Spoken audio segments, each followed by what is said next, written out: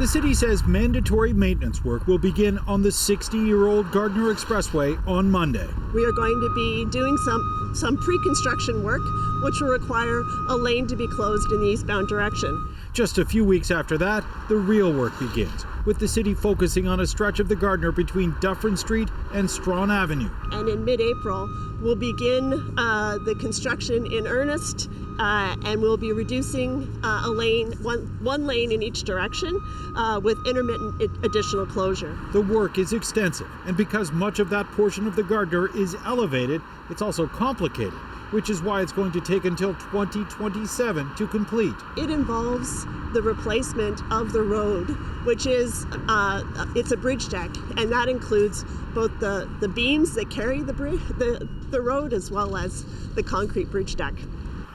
It will undoubtedly increase travel times on the Gardiner, particularly during the morning and evening commutes. It's also expected to create a spill-off effect on many of the alternate routes in that area. While these lane restrictions are in effect, we will have a detailed congestion management plan in effect as well that includes traffic diversions, informative signage, the use of traffic agents to improve traffic flow, and traffic congestion monitoring. Many commuters we spoke to today are expecting the worst. It's already hard enough to get from one end of the city to another, so I feel like that's going to make it that much harder. That's crazy. I don't know how they're going to make it work.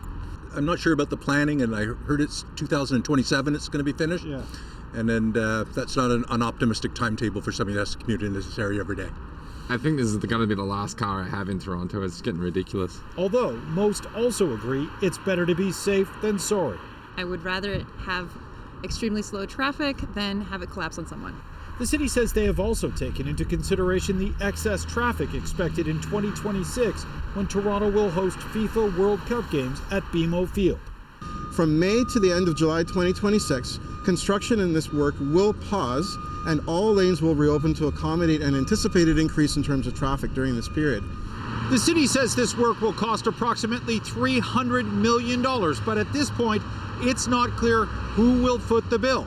Mayor Olivia Chow and Premier Doug Ford did come to an agreement in the fall that would see the province cover the cost of maintenance on the Gardiner, but the city says they're still in discussions with the province over funding this project.